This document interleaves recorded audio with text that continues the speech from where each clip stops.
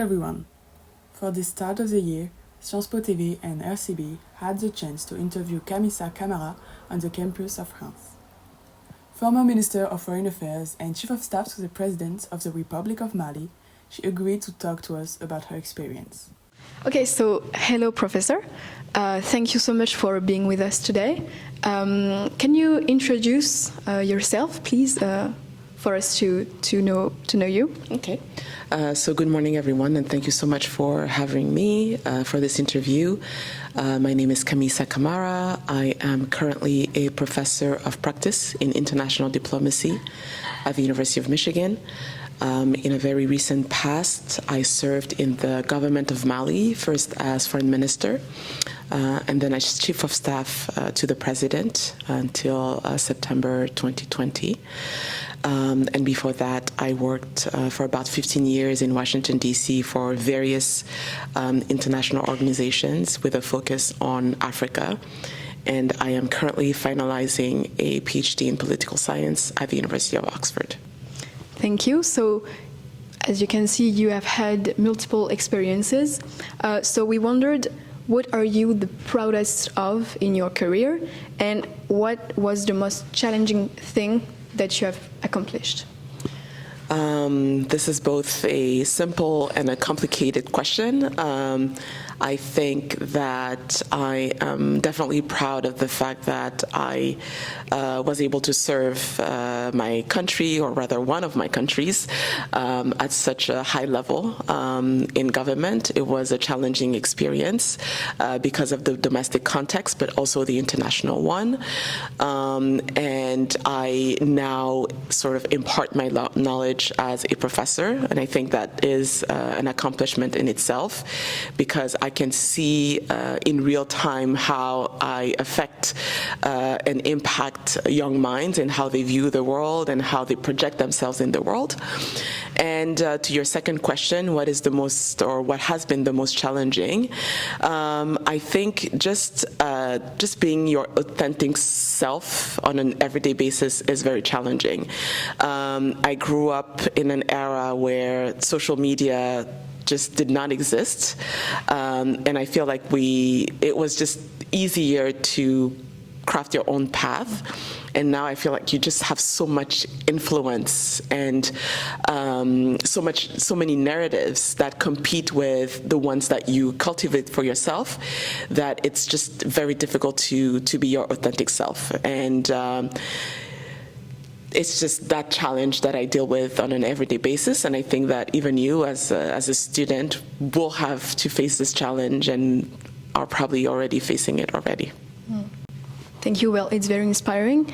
And as for an academic point of view, for all the students that want to pursue a career in foreign affairs, would you say that your studies really helped you for your career, or is it something that you learn on like the field, you know?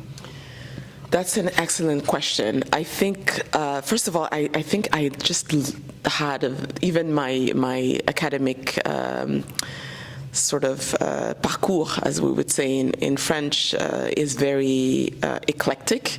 I didn't follow, a straight line, a straight path, and my academic path led me to, I think, to be curious about the world.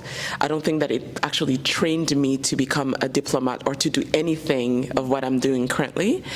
And I think that once you graduate, that is when you venture into the real world and you learn what you want to be. So I am not diminishing my academic path at all. I'm just saying that once you graduate, what you tell the world is, I know how to think, and I have practiced critical analysis to the point where I can absorb additional knowledge from the real world, and then apply it. So yes, my academic path has trained me to think, and I would say that it is rather my professional career that has taught me to be what I am today. Thank you so much. That was very interesting. So I wanted to move a little bit more into your career now.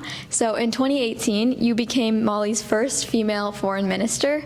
So I wanted to ask, what was it like to step into such a high-profile role, especially because international relations and diplomacy tend to be very male-dominated?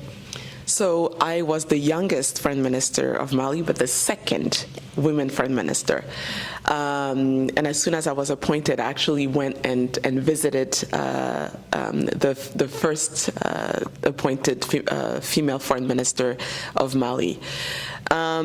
So I think that, first of all, my first challenge was that even though I considered myself a Malian, I think that I was viewed and considered by most Malians in Mali as from the diaspora. And I came to that realization once I was appointed, right? That I just wasn't viewed as somebody who had grown up in Mali. I had not. And that was maybe the first time that I was really face to face with my different identities, right? Because, you know, you carry yourself in the world.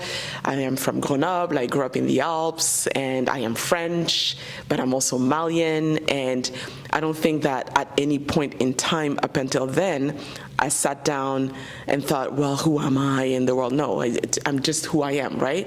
But once I stepped into Mali, really the question is, who are you? What are your different passports? Can you tell us about that? And this was never a question that I had asked myself. So I think that was my first challenge. And then, yes, in the male-dominated world,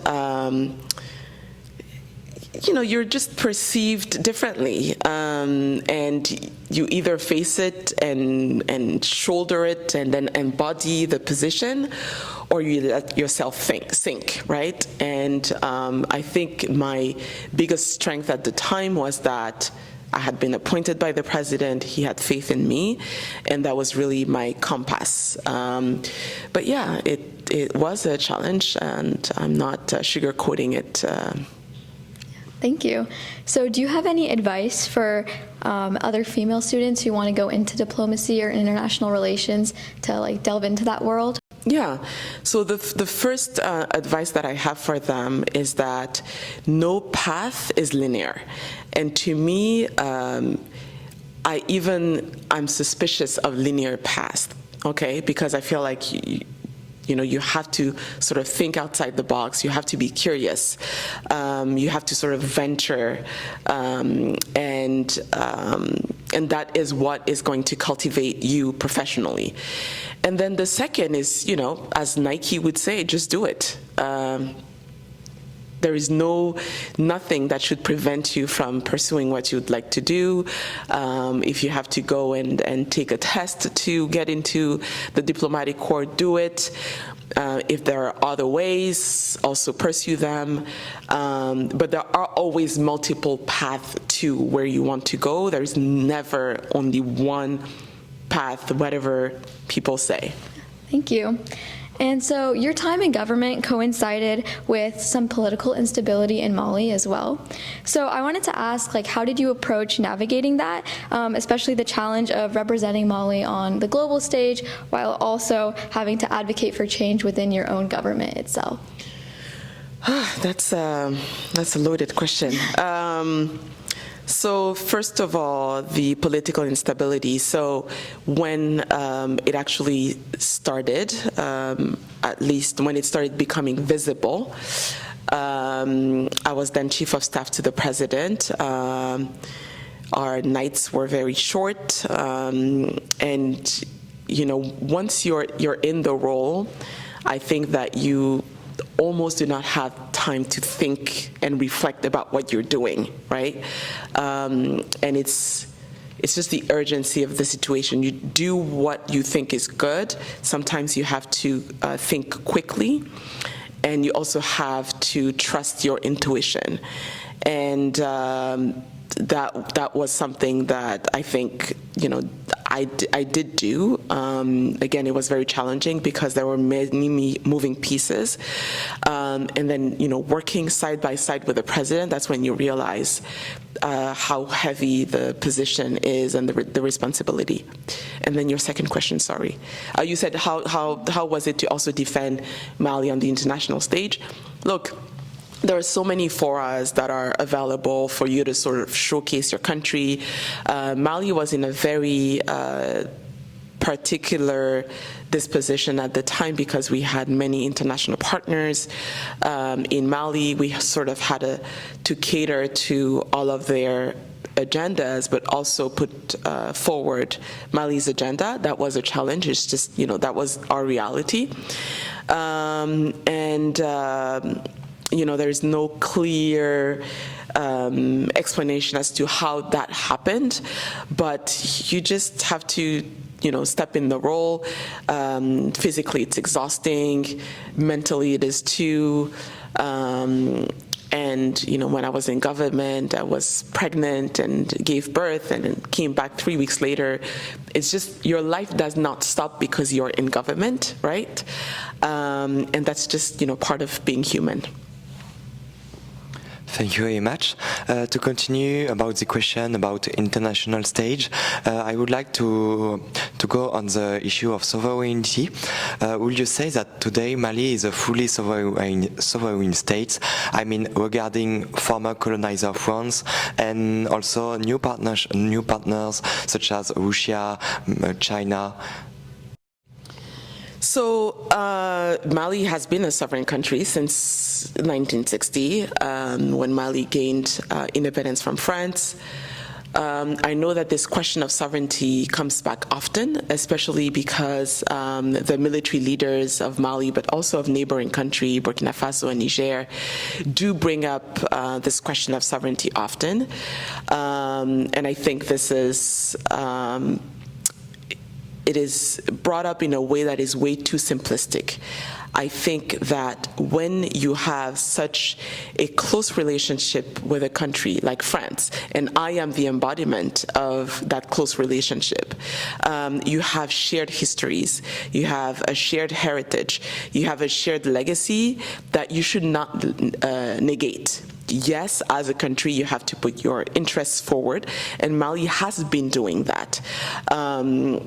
Now, if the new leaders in place decide that it is in the best interest of Mali to partner with China, which actually has always been a partner. When I was Foreign Minister, I did travel to China multiple times. We had agreements in place. We had programs in place. China was a great partner. Russia was also a partner. I think these partnerships are not new, but yes, the way they're presented today by the new leaders in place make it sound like these are new partnerships. And I'm sorry to say that it's just not accurate. Mali is a landlocked country. It has always been a big country and an important country, and it has had multiple partnerships. France is one of the biggest one, and the fact that France comes back often in discussions, to me, is an indication that this relationship with France is one that cannot be erased. I think we will have to end the interview now for a question of timing. But thank you very much. It was very interesting. You're welcome. Thank you so much for having me.